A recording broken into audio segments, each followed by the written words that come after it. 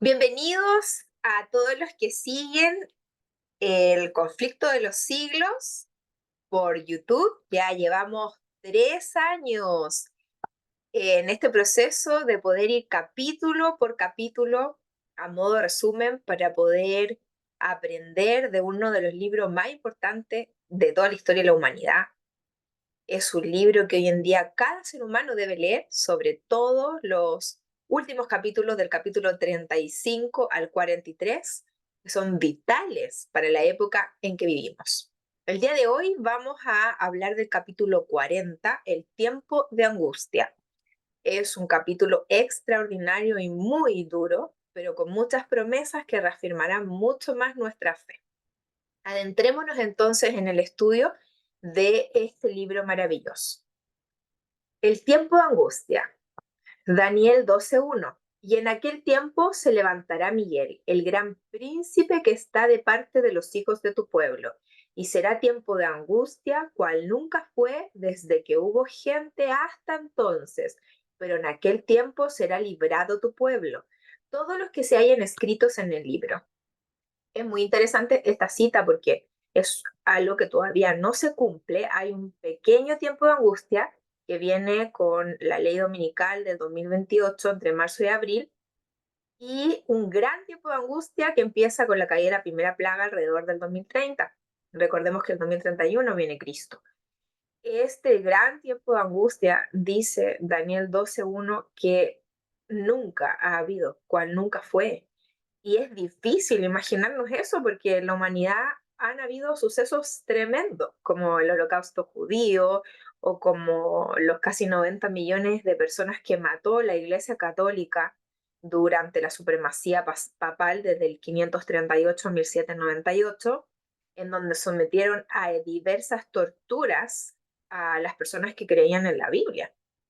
Y es tan difícil pensar cómo no ha habido una angustia más grande de la que va a haber en esta época, en el gran tiempo de angustia. Por eso es importante estudiar estos capítulos para prepararnos emocionalmente y conocer de qué va a tratar y cómo prepararnos hoy y qué va a hacer Dios por nosotros cuando vivamos estos momentos. Cuando termine el mensaje del tercer ángel, la misericordia divina no intercederá más por los habitantes culpables de la tierra. El pueblo de Dios habrá cumplido su obra, habrá recibido la lluvia tardía y estará preparado para la hora de prueba que le espera. Recordemos que esa hora de prueba es la que está en Apocalipsis 3:10 a la iglesia de Filadelfia, y que Elena de White tiene muchas referencias para la hora de la prueba. La aplica a la hora de prueba que vivimos como parte del zarandeo. El espiritismo es la hora de la prueba, es también la hora de la prueba la ley dominical, y hay otras citas que también le aplica a la hora de la prueba a otros eventos.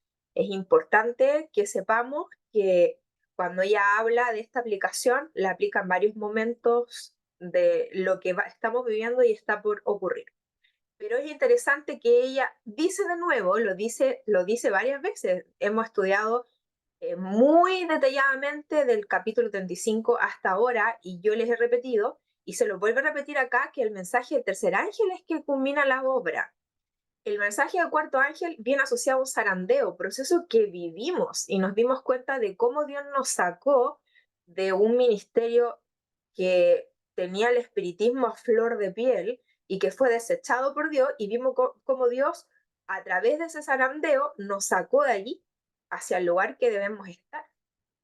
Y entonces nos podemos dar cuenta que, si bien es cierto el mensaje del cuarto ángel, creíamos que nosotros lo estábamos dando al mundo, al final lo vivimos nosotros mismos, porque fuimos nosotros mismos quienes salimos de Babilonia, de esa confusión, de las redes de Faraón de Egipto, de ese espiritismo, de esa profetizar con las estrellas, de ese rebuscar en la Biblia, que no tenía ni pies ni cabeza, con el tema de Tarsi y tantas otras cosas que eran tratar de hacer encajar la Biblia donde no cabía.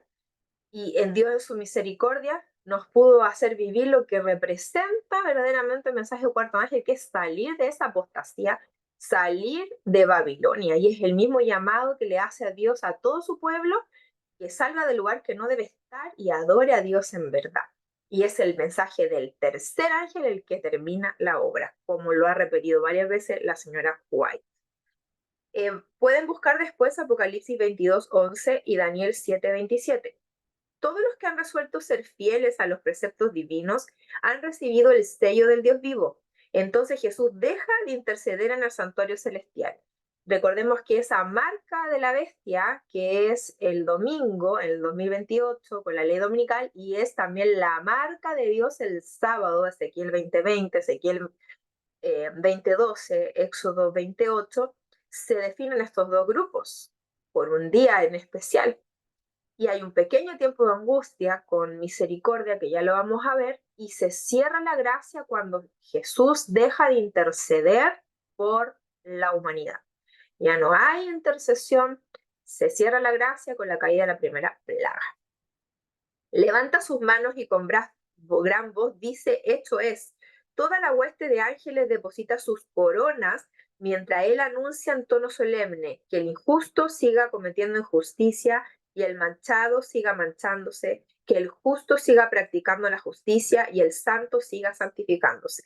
Cada caso ha sido fallado para vida o para muerte. Cristo ha hecho expiación por su pueblo y borrado sus pecados. El número de sus súbditos está completo. El reino y el dominio y la majestad de los reinos debajo de todo el cielo van a ser dados a los herederos de la salvación y Jesús va a reinar como Rey de Reyes y Señor de Señores. Durante este tiempo terrible, los justos deben vivir a la vista del Santo de Dios sin un intercesor. Por eso es importante que aprenda usted ahora a no pecar. Recuerde que en la carta de primera de Juan, Juan dice allí, todo aquel que ama a Dios no peca. Y estos justos, que son los únicos vivos desde 2030 a 2031, que viven sin un intercesor, no pecan para predicar, porque ya la suerte está fallada a favor o en contra de todos los humanos. Ya no hay nada que hacer ahí, Jesús ya no intercede, no hay pecado que perdonar. El que es justo sea justo todavía, el que es injusto sea injusto todavía. Simplemente es para sellar el gran conflicto, terminarlo y que quede en evidencia. Recuerden ustedes que la gran acusación de Satanás es que Dios es injusto, es que sus criaturas lo aman por conveniencia y que no existe ningún humano que pueda no pecar. Los 144.000 demuestran a Satanás, al universo entero, que existen humanos que son capaces de no pecar. Y eso tenemos que empezar a vivirlo hoy, arrodillarnos todas las mañanas y pedirle gracia al Señor para no pecar, la gracia que da Cristo, esa gracia que Él imparte a nosotros para no pecar. Si estamos unidos a Cristo todo el día, no vamos a pecar, porque todo el que le ama no peca. El poder restrictivo impuesto sobre los malos es quitado y Satanás domina plenamente a los impenitentes empedernidos. La paciencia de Dios ha concluido. Desamparados ya de la gracia divina, no tienen protección del maligno. Entonces Satanás sumirá a los habitantes de la tierra en una gran tribulación final. No es que Dios mande las pestilencias, simplemente al no haber ya intercesor, Jesús ya no intercede en el santuario celestial, se le deja a Satanás hacer lo que quiera con el planeta. Y es por eso que viene el gran dolor sobre el planeta Tierra. Un solo ángel dio muerte a todos los primogénitos de los egipcios y llenó el país de duelo. Cuando David ofendió al Dios al censar al pueblo, un ángel causó la terrible mortandad con la cual fue castigado su pecado. El mismo poder destructor ejercido por los santos ángeles cuando Dios se lo ordena, lo ejercerán los ángeles malvados cuando Él lo permita. ¿Se da cuenta usted? O sea, Dios no manda el dolor, Él permite que Satanás haga de la suya. Y cuando se termine la gracia para toda la humanidad y caiga la primera plaga, se mostrará lo diabólico que puede ser Satanás al destruir a los habitantes de la tierra y a la tierra completa.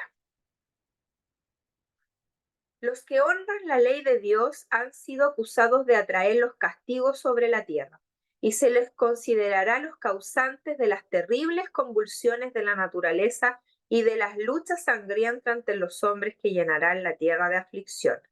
recordemos lo que hemos enseñado, recordemos la llegada del anticristo, de Satanás, con forma de Jesús, haciendo milagros, dando vista a los ciegos, siendo carismático y amable, haciendo milagros en diferentes países, diciendo que el domingo es el día de reposo, y va a haber un grupo que dice que es el sábado. Y Satanás, disfrazado obviamente de Jesús, va a decirle a todos que todas las pestes que están viniendo es por culpa de esos fanáticos que no quieren honrar a Dios con el verdadero día que él mismo ha venido a cambiar. Entonces son los sentidos los que son engañados en pos de ir en contra de la Biblia, en pos de ir por el sentido común, en pos de ir por la experiencia personal. Yo sé de qué se trata eso. Muchas veces le he dado el mensaje a personas del mundo evangélico y me han dicho lo mismo. No les importa lo que diga la Biblia, les importa su experiencia personal. Es que yo sentí, es que yo no sentí. Son personas llevadas por sentimiento que no honran a Dios, sino a ellos mismos. Todas esas personas les va a ser muy fácil aceptar el anticristo, porque es un ser de luz, carismático, que engatusa. La única forma en que podemos pasar todas estas pruebas con seguridad es con un escrito está. La Biblia es la única defensa que tendremos contra el poder de las tinieblas. Cuando la presencia de Dios finalmente se retiró de la nación judía, tanto los sacerdotes como el pueblo lo ignoraron. Todavía se consideraban el pueblo escogido de Dios. Los servidores del templo seguían su curso, se ofrecían sacrificios en los altares profanados. Así también cuando la decisión irrevocable del santuario ya ha sido pronunciada y el destino del mundo ya ha sido fijado para siempre, los habitantes de la tierra no lo sabrán. Las formas de religión seguirán en vigor por parte de los seres de quien el Espíritu de Dios se habrá retirado definitivamente y el celo satánico con el cual el príncipe del mal los inspirará para que cumplan sus designios malignos se asemejará al celo por Dios. Oiga usted y vea cómo en el futuro el celo que impone Satanás se parece al celo de Dios y lo hemos vivido en carne propia. Hemos visto cómo nos han tratado cuando nos salimos del lugar que estábamos, cómo nos han tratado con odio, con desprecio, nos han dicho que nos vamos a perder por no aceptar este hombre que se dice el tercer Elías y no lo es, porque como hemos demostrado, el tercer Elías se le aplica, según Elena de White, y se le aplica claramente a 4 diferentes. Ella en una carta dice que es Urias Smith el tercer Elías, en otra dice que es Wycliffe, en otra que es la casa publicadora y en otra que es un pueblo. Ahí está el tercer Elías. Jamaya dijo, un hombre va a venir y será el tercer Elías. No, el tercer Elías es un símbolo, así como que Juan el Bautista era el segundo Elías y era un símbolo del original, el primero. Entonces, muy importante saber estas cosas, no dejarnos engañar. Sardis no es algo importante, Tarsis no es algo importante en la Biblia, no lo es para nada. Y si usted quiere ir más allá, recuerde que Tarsis queda al sur de España, no donde vive este hombre. Así que ni siquiera, sabiendo geografía, han pasado por alto la geografía y le están enseñando cosas encajadas a la fuerza que no pegan, pero aún así la gente les cree, los sigue por lo carismático de este líder, porque les enseña cosas ciertas de la Biblia mezcladas con el error y los tienen engatusados. Por eso, hermanos, es muy importante aprender a discernir espíritus. Que el Señor nos dé esa sabiduría cuando alguien nos está predicando lo que no es de la Biblia, salir arrancando de inmediato y confrontar y decir, eso no es bíblico, sea quien sea. Yo a ese hombre le tenía mucho cariño y mucho respeto, pero no me tembló la voz al decirle, el espiritismo que usted está haciendo es abierto, la acupuntura es satánica. No me tembló la voz. Fue difícil, fue duro, hasta mi esposo me decía, quizás estás equivocada, Diana, y yo ahí, como los caballos, ahí, cuando tienen estas como cositas de cuero que le ponen para que no miren para otro lado, porque yo sabía que era de Satanás. Esa es la experiencia que tenemos que tener todos, de una fe tan fuerte que sea quien sea, si es tu papá, tu mamá, tu esposo, quien sea, tener una fe en Dios tan grande que te lleva a estudiar la Biblia y que te sean abiertos los ojos, porque Dios es misericordioso, es perfecto su camino, no hay cosas tránfugas, no hay frutos de la carne entre medio. Cuando alguien camina con Dios, tiene los frutos del Espíritu. Sigamos.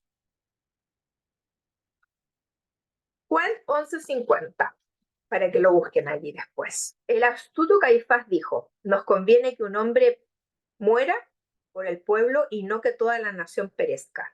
Todos los que santifiquen el sábado del cuarto mandamiento, un decreto que los declare merecedores de las penas más severas y autoriza a la gente para que pasado cierto tiempo los mate, el romanismo en el viejo mundo y el protestantismo apóstata en el nuevo mundo actuarán de la misma manera contra los que honren todos los preceptos divinos. Porque así ha dicho Jehová, hemos oído voz de temblor, de espanto, no de paz, y se han vuelto pálidos todos los rostros. Ah, cuán grande es aquel día, tanto que no hay otro semejante a él, tiempo de angustia para Jacob, pero de ella será librado. Jeremías 30:5-7. Entonces ya tenemos una referencia al tiempo de angustia de Jacob en Daniel 12, y tenemos otra referencia del tiempo de angustia de Jacob en Jeremías 30:5-7. ¿Y de qué se trata esto de la angustia de Jacob? Bueno, para eso tenemos que irnos a Génesis 32:24-30. La noche de la angustia de Jacob, cuando luchó en oración para ser librado de manos de Saúl, representa la experiencia del pueblo de Dios en el tiempo de tribulación. Los que acompañaban a Jacob, sin armas e indefensos, parecían destinados a caer irremisiblemente víctimas de la violencia y la matanza. A esta carga de angustia y temor se agregaba el peso abrumador del autorreproche, pues era su propio pecado el que había originado semejante peligro. Su única esperanza estaba en la misericordia de Dios. Su única defensa debía ser la oración. Sin embargo, hizo cuando estuvo de su parte para reparar el agravio a su hermano y para alejar el peligro que lo amenazaba. Así deberán hacer los seguidores de Cristo al acercarse el tiempo de angustia, hacer todo esfuerzo posible para estar muy bien conceptuados por la gente, con el fin de desarmar los prejuicios y evitar los peligros que amenazan la libertad de conciencia. No haga cosas malas, porque eso no honra a Dios y va a ser peor su tiempo de angustia. Claro, usted se puede arrepentir y Dios lo va a perdonar, pero la sociedad que usted vive no lo va a perdonar tan fácil y va a acordarse que usted era ese pecador que hizo algo horrible. Pórtese bien, no haga cosas asquerosas, no haga...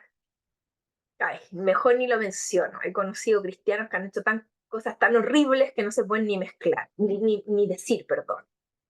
Es horrible cuando alguien tiene tan mala reputación, porque eso no honra a Dios, no lo honra. Sí, tiene acceso a perdón todavía, sí puede empezar una vida de nuevo, pero su tiempo de angustia va a ser mayor, porque se va a sentir culpable por lo malo que fue, por lo terrible que hizo.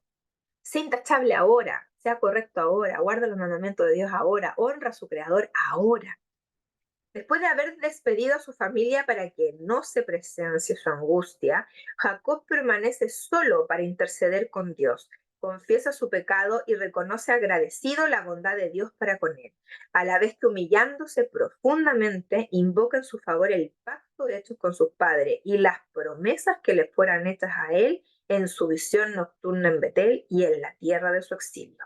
Ha llegado la crisis en su vida, todo está en peligro. En las tinieblas y la soledad, sigue orando y humillándose ante Dios. Lucha contra su agresor. Jacob sabe entonces que es con el ángel del pacto contra quien ha estado luchando. Luchó con el ángel y prevaleció. Oseas 12:4.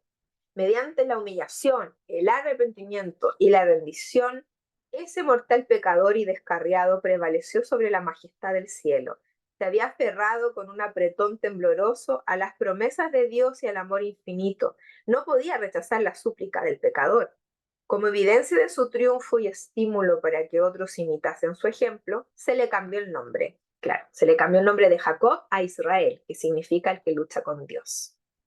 Satanás había acusado a Jacob ante los ángeles de Dios y reclamaba el derecho a destruirlo por causa de su pecado. Había inducido a Esaú a marchar contra él durante la larga noche de lucha del patriarca. Satanás procuró embargarlo con el sentimiento de su culpabilidad para desanimarlo y apartarlo de Dios. Jacob fue empujado casi a la desesperación, pero sabía que sin la ayuda del cielo debía perecer. Se había arrepentido sinceramente de su gran pecado y apelaba a la misericordia de Dios. No se dejó desviar de su propósito, sino que se adhirió firmemente al ángel y se apresuró a hacer su petición con ardientes clamores de agonía hasta que prevaleció. Así como Satanás influyó en Esaú para que marchase contra Jacob, así también instigará a los malos para que destruyan al pueblo de Dios en el tiempo de angustia. Como acusó a Jacob, acusará también al pueblo de Dios.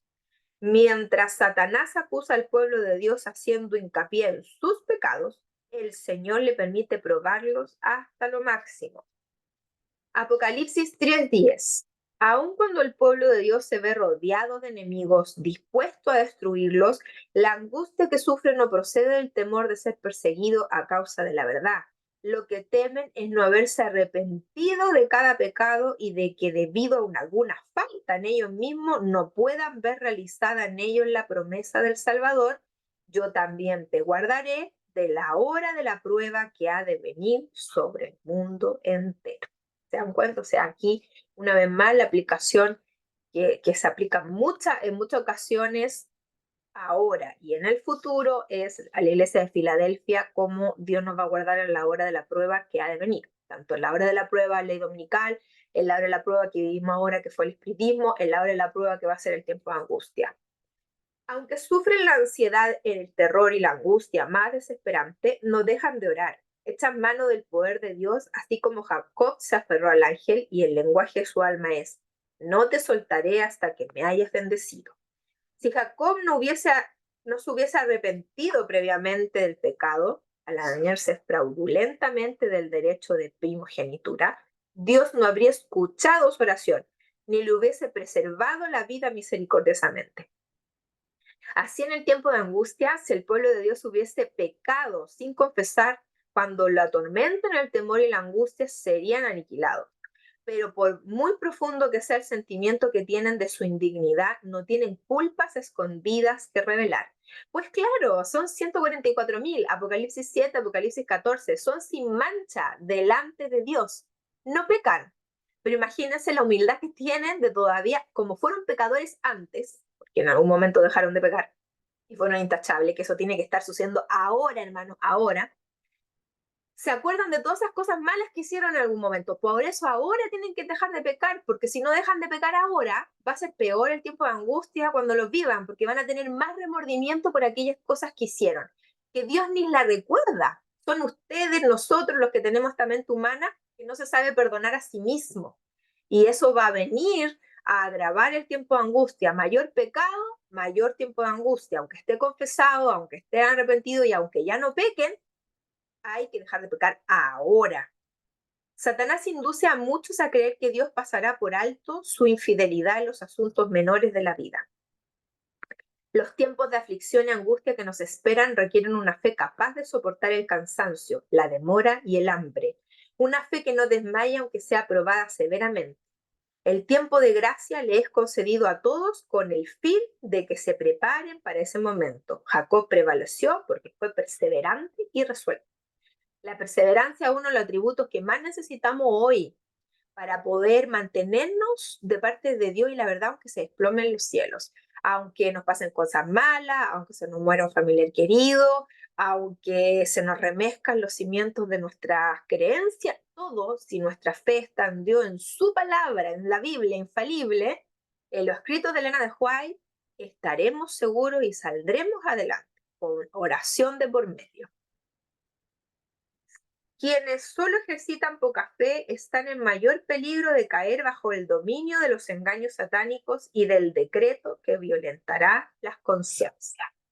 Es muy importante porque demostramos que tenemos verdadera fe cuando somos capaces de ver el error y de ver la verdad tan separada la una de la otra y de decir sí a la verdad, a la Biblia, al Espíritu Profecía, sin dudas. Esa es la verdadera fe. Porque he visto con mis propios ojos cómo personas que yo creía que eran personas de fe se fueron tras el espiritismo y tras líderes fraudulentos. Esa no es fe, nunca fue fe la que tenía esa persona. Era una persona falsa simplemente, que tenía un evangelio por encima, pero que en realidad no sabe distinguir la verdad aunque se le presenten pruebas. Deberíamos aprender ahora a conocer a Dios poniendo a prueba sus promesas. La mayor pobreza y la más absoluta abnegación, con la aprobación divina, es mejor que las riquezas, los honores, las comodidades y las amistades sin dicha aprobación. Debemos darnos tiempo para orar. Génesis 32:30. Vi a Dios cara a cara y fue librada mi alma. La imaginación más fecunda no puede abarcar la magnitud de la severa prueba. Ahora, mientras nuestro gran sumo sacerdote está haciendo la expiación por nosotros, debemos tratar de llegar a ser perfectos en Cristo. Jesús guardó los mandamientos de su Padre y no hubo en él ningún pecado del cual Satanás pudiese sacar ventaja. Esta es la condición en que deben encontrarse los que subsistirán en el tiempo de angustia. ¿Escuchó bien? No debe de haber ningún pecado que usted haya cometido en el pasado del cual Satanás pueda sacar ventaja, porque él es el acusador. Él es el que va y le dice a Dios, ¿y esta cuestión de humano que representa? Esta cuestión de humano que le hizo daño a un niño, esta cuestión de humano que cometió estupro, esta cuestión de humano que mató a alguien, esta cuestión de humano que mintió.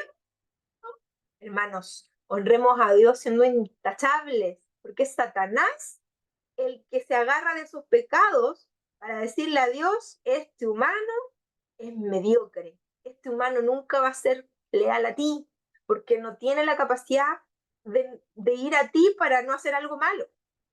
Es importante dejar de pecar, es importante aprender a honrar a Dios con nuestros actos de justicia.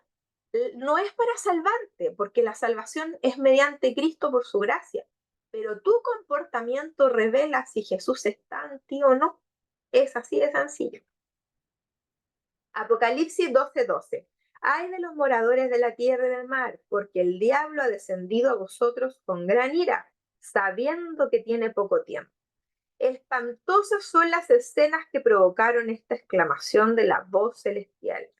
Pronto aparecerán en el cielo signos pavorosos de carácter sobrenatural, en prueba del poder de obrar milagros de los demonios. Aquí está hablando del pequeño tiempo de angustia, cuando todavía las personas del mundo pueden arrepentirse. Ese periodo va desde la ley dominical del 2028 hasta el 2030, cuando se cierra la gracia para todo el mundo. La hermana White mete los dos tiempos de angustia en el mismo capítulo. Este es el pequeño tiempo de angustia, donde caen las preplagas, pero que son con misericordia. Los espíritus de los demonios irán a los reyes de la tierra y a todo el mundo para encarcelarlos en engaños y urgirlos a que se unan a Satanás en su última lucha contra el gobierno del cielo. Mediante esos agentes, tanto los príncipes como los súbditos serán engañados.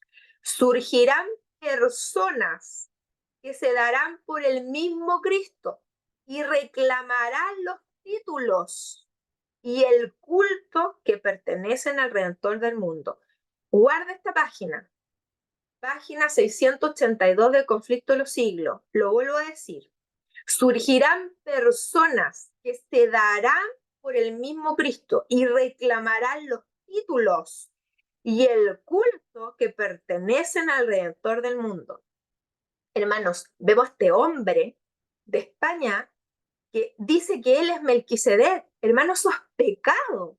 El único sacerdote según la orden de Melquisedec es Cristo.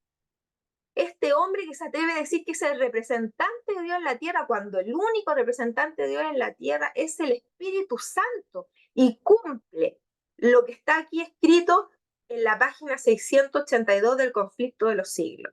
Un hombre que inaugura su nueva iglesia y se pone a hablar de numerología. Un hombre que ni siquiera está predicando la verdad presente, que pervirtió el camino hablando de espiritismo y sus seguidores lo alaban como que fuera Dios. Hermanos, es muy grave esto y se sanciona en los escritos de Ellen White una práctica como esta. Página 682 del Conflicto de los Siglos. Realizarán maravillosos milagros de sanidad y asegurarán haber recibido del cielo revelaciones contrarias al testimonio de la Escritura. Si este hombre español fuera abducido al cielo, aunque ocurriera eso, le aseguro que sería porque se lo llevaron los extraterrestres, que son demonios disfrazados. Le aseguro, si lo ve haciendo milagros, tenga la plena seguridad que son milagros de Satanás, porque como vimos acá, que Satanás también hace milagros y está advertido en el conflicto de los siglos que los harán. No se deje engañar por los sentidos.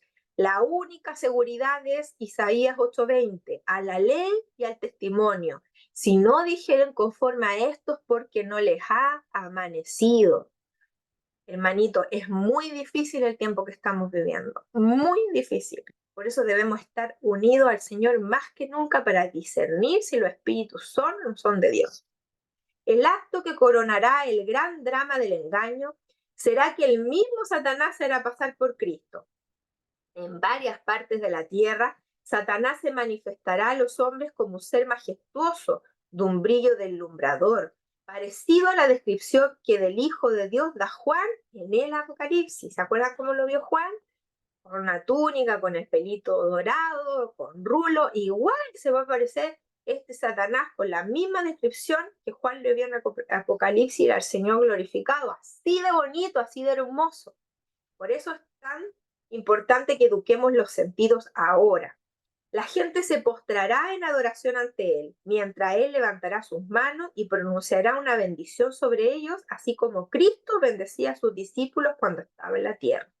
En tono amable y compasivo, enuncia algunas de las mismas verdades celestiales llenas de gracia que pronunciaba el Salvador. ¿Fuimos engañados nosotros de esta manera o no? Claro que sí, no nos contaban cosas lindas de la Biblia que llenaban nuestro corazón, pero en el momento que estábamos todos embobados, nos metieron doctrina espuria y abominable, y eso mismo va a ser el anticristo. Eso mismo es lo que va a hacer el mismo Satanás en el pequeño tiempo de angustia, cuando diga cosas preciosas, pero le diga a la humanidad el domingo es el día de reposo porque yo lo vengo a cambiar. Cura las enfermedades de la gente y luego en su ficticio carácter de Cristo asegura haber cambiado el sábado al domingo y manda a todos que santifiquen el día que Él ha bendecido. Declara que aquellos que persisten a santificar el séptimo día blasfeman su nombre porque se niegan a oír a sus ángeles, quienes les fueron enviados con luz y verdad. Las enseñanzas del falso Cristo no están de acuerdo con la Escritura.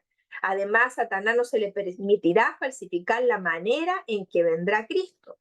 Leamos, hermanos, una y otra vez Mateo 24 al 27, para estar alertas de cómo será este plagio.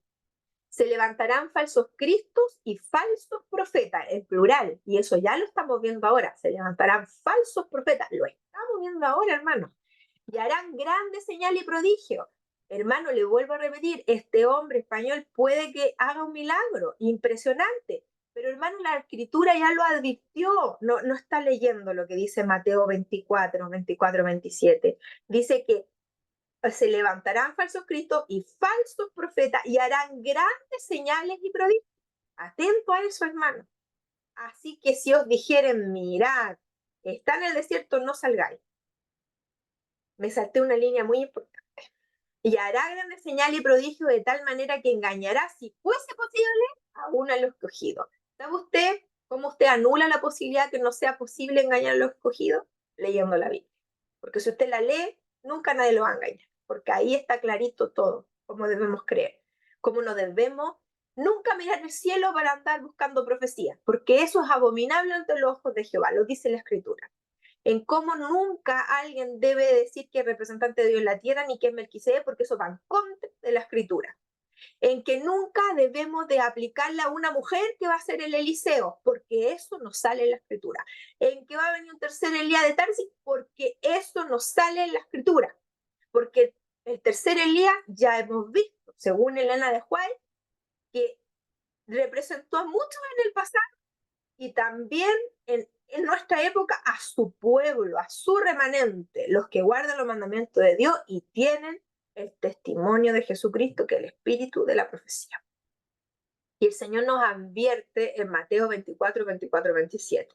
Así que si os dijere, mirad en el desierto, no salgáis. o mirá está en el aposento, no lo creáis, porque como el relámpago que sale del oriente y se muestra hasta el occidente, así será también la venida del Hijo del Hombre.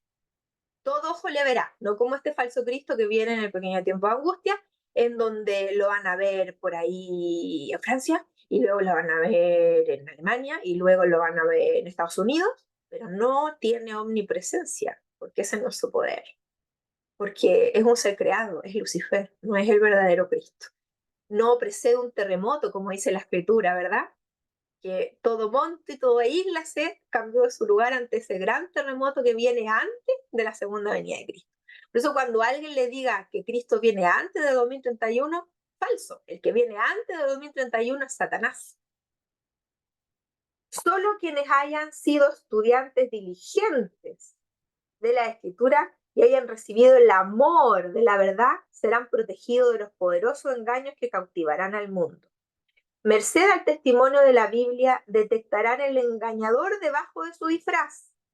El tiempo de prueba llegará para todos. Por medio de la criba de la tentación, se descubrirá a los cristianos genuinos. Actualmente, ¿están los hijos de Dios tan fervientemente afirmados en la palabra como para no rendirse ante la evidencia de sus sentidos? En semejante crisis, ¿se aferrarán a la Biblia y a la Biblia sola? Si les es posible, Satanás les impedirá que logren la preparación para estar firmes en ese día. Dispondrá las cosas de tal manera que el camino les esté obstruido. Los aturdirá con bienes terrenales. Les hará llevar una carga pesada y abrumadora para que sus corazones se sientan recargados con los cuidados de esta vida. Y el día de la prueba los sorprenderá como ladrón. ¿Qué dice en 1 Tesalonicenses 5 cuando nos dice, vosotros no estáis en tiniebla para que ese día os sorprenda como ladrón en la noche? Hermanito, Dios nos ha dado tanta evidencia para estar preparados, no le fallemos. Cuando el decreto promulgado por los diversos dignatarios de la cristiandad contra quienes guardan los mandamientos retire la protección del gobierno y los abandone a los que desean eliminarlos, el pueblo de Dios huirá de las ciudades y los pueblos y se unirán en grupos para vivir en lugares más desolados y solitarios. Muchos encontrarán refugio en puntos de difícil acceso en las montañas, como los pasos que nos da Elena de White. Dice que cuando se dicta la ley dominical, tenemos que hacer lo que dice Mateo 24, que hay un paralelismo con lo que fue la destrucción de Jerusalén. Cuando vinieron los romanos ahí a poner su estandarte romano en Jerusalén, los cristianos sabían que Jesús le había advertido y huyeron inmediato.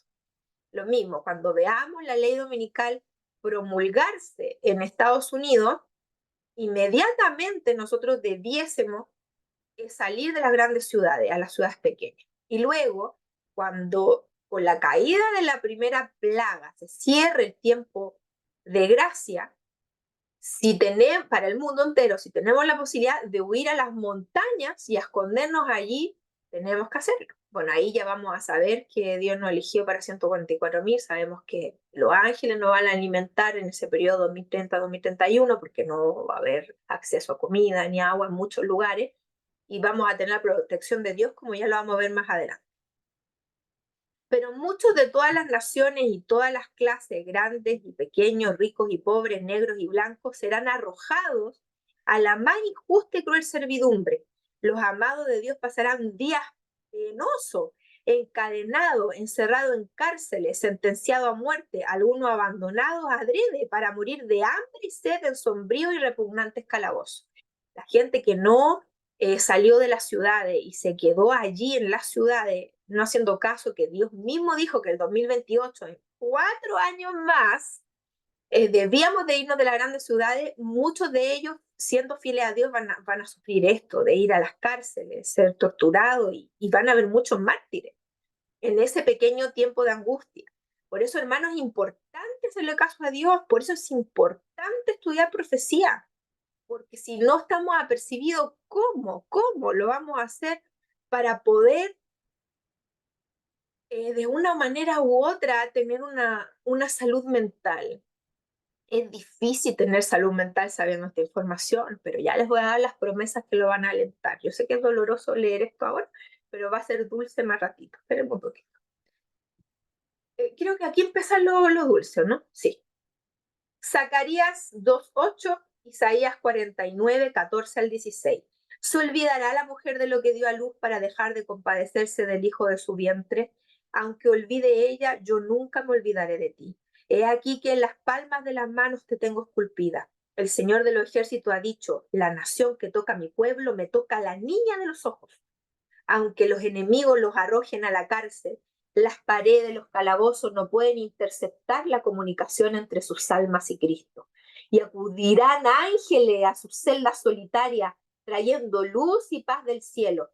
La prisión se volverá un palacio, como cuando Pablo y Silas oraban y alababan a Dios a medianoche en el calabozo de Filipo. Esa es la promesa hermosa que tenemos.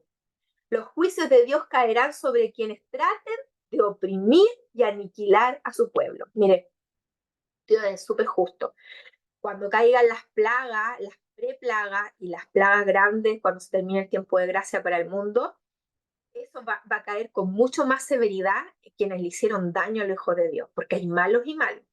Hay malos y malos, y hay una diferencia entre esos malos con los otros malos. O sea, hay un malo que se pierde porque no ama a Dios, algún día que dio una mentirita pequeña, pero nunca hizo nada. Ese no le tocará sufrir tanto esas plagas que vendrá y cuando sea juzgado después del milenio, en la sentencia final, se destruirá su vida y no sufrirá ni nada. Pero los otros, los que se han ensañado con los hijos de Dios, esos que mataron 90 millones de mártires en la supremacía papal, que los torturaban, esos que no sé qué nombre darlo, que son cosas tan horribles a esos católicos que hicieron todo eso, a mujeres embarazadas le pegaban el abdomen y hacían abortar y mataban el bebé, lo despedazaban y a ellas también, cosas abominables. Eso hicieron esos católicos y lo van a volver a hacer, lo van a volver a hacer. Hermanito, es que nadie puede tocar a los hijos de Dios, nadie. Y esas preplagas, tanto como las plagas, en toda su plenitud le van a caer a esas personas por haber sido tan malos con los hijos de Dios. Ezequiel 33:11. Para nuestro Dios misericordioso, el acto de castigar es un acto extraño. Vivo yo, dice Jehová el Señor, que no quiero la muerte del impío. Éxodo 34:6. Jehová es lento en iras y grande en poder, y de ningún modo tendrá por inocente el rebelde. Apocalipsis 14:9 y 10. Cuando Cristo deje de interceder en el santuario, se derramará sin mezcla la ira de Dios amenazada contra los que adoran a la bestia y su imagen y reciben su marca. Las plagas que cayeron sobre Egipto cuando Dios estaba por liberar a Israel fueron de índole análoga a los juicios más terribles y extensos que caerán sobre el mundo inmediatamente antes de la liberación del pueblo de Dios. Y aquí es donde habla ya del 2030, con la caída de las plagas grandes, cuando se cierra la oportunidad de arrepentirse para el mundo entero. En el Apocalipsis se lee lo siguiente con referencia a estas mismas plagas tan temibles. Vino una úlcera maligna y pestilente sobre los hombres que tenían la marca de la bestia y que adoraban su imagen. El mar se convirtió en sangre como de muerto y murió todo ser vivo que había en el mar. Y los ríos y las fuentes de las aguas se convirtieron en sangre. Apocalipsis 16, 2 al 6. Por terrible que sean estos castigos, la justicia de Dios está plenamente vindicada. El ángel de Dios declara, justo eres tú, oh Señor, porque has juzgado estas cosas. Por cuanto derramaron la sangre de los santos y de los profetas, también tú les has dado a beber sangre, pues se lo merecen. Esas son las palabras que se pronuncian en Apocalipsis 16, 2 al 6, en castigo por haberle hecho daño a los hijos de Dios. Apocalipsis 16, 8 al 9, también tienen que buscar Joel 1, 10 al 12, Joel 1, 17 al 20, y voy a dejar para el final una joyita que les quiero contar. En la plaga que sigue se le da poder al sol para quemar a los hombres con fuego, y los hombres se quemaron con el gran calor. El campo estaba asolado porque se perdió la mies del campo. Todos los árboles del campo se secaron, por lo cual se extinguió el gozo de los hijos de los hombres. El grano se pudrió debajo de los terrones, los graneros fueron asolados. ¿Cómo gimieron las bestias? ¿Cuán turbados anduvieron los hatos de los bueyes? Porque no tuvieron pasto. Se secaron los arroyos de las aguas y fuego consumió las praderas del desierto. Esto, hermanito, es muy importante versículo que voy a leer ahora. Está en Amós 8:3. Los cantores del templo gemirán en aquel día, dice Jehová el Señor. Muchos serán los cuerpos muertos en todo lugar, los echarán fuera en silencio. Fíjese que está hablando del tercer templo. Le pregunto yo a usted, ¿hay templo judío en este momento? Pues no, fue destruido en el año 70, el segundo templo. Pero aquí habla de los cantores del templo, como en esta época, entre 2030 y 2031, van a haber cantores y no hay tercer templo.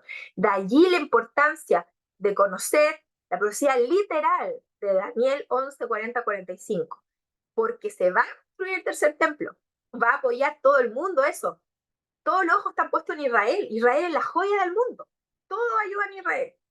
Y el gran aliado de Israel es la bestia con cuernos, que es Estados Unidos, que le hace la imagen a esta bestia grande y temible y que es la responsable de implementar la ley dominical a través de Laudato Si, que es la ley dominical disfrazada. Ellos mismos dijeron que van a implementar Laudato Si el 2028, ellos mismos, los católicos, ellos tienen su calendario. Y esa es la ley dominical. Ese tercer templo se va a hacer. Y ahí es donde va a venir a gobernar el anticristo Satanás disfrazado de Jesús. Y esta plaga es, y le cae a ellos mismos, a los cantores del templo, a ese templo, el tercer templo, ese falso lugar en donde va a adorar todo el mundo a ese falso Cristo. Fíjense lo que dice, los cantores del templo gemirán en aquel día, dice Jehová el Señor. Muchos serán los cuerpos muertos en todo lugar, los echarán fuera del silencio. Amós 8:3. Esas plagas no son universales, pues de lo contrario los habitantes de la tierra serían eliminados totalmente. Sin embargo, serán los azotes más horribles que jamás hayan conocido los mortales. Todos los juicios que cayeron sobre los hombres antes del fin del tiempo de gracia habían sido mezclados con misericordia. Todas esas preplagas del pequeño tiempo de angustia del 2028 hasta el 2030, que dice acá, fueron mezcladas con misericordia, pero no así cuando se acaba la oportunidad de arrepentirse el 2030. Jesús deja de interceder. Esas plagas que caen ahí de 2030 a 2031 son sin misericordia. Solamente los 144.000 son a los que no les llegan esas plagas, que por supuesto no son universales, porque si no, no quedaría nadie vivo. Y recuerden que los perdidos ven cuando Jesús viene por segunda vez, los perdidos obviamente que no mueran, porque muchos van a morir por las plagas. Mientras los malvados estén muriéndose de hambre y pestilencia, los ángeles protegerán a los justos y suplirán sus necesidades. Para el que camina en justicia está la promesa. Se le dará su pan y sus aguas serán seguras. Los afligidos y menesterosos buscan las aguas y no las hay. Seca está de sed su lengua. Yo Jehová los oiré, yo el Dios de Israel no lo desampararé.